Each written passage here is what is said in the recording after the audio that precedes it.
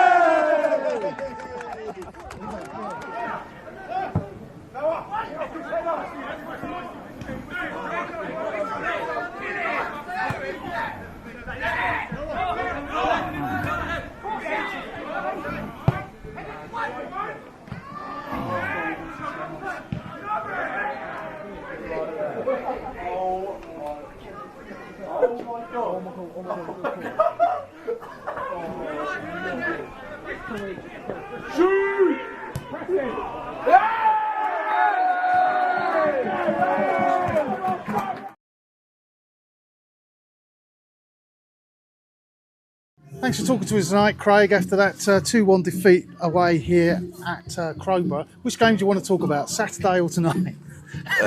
Let's talk about tonight, because obviously Saturday's in the past, and you know it was a great result, but we move on from that one, and then we are where we are tonight. So yeah, tonight's performance was I don't know how to put it. Disappointing. I think individually we were below par, and I think that obviously collectively means that we end up being below par.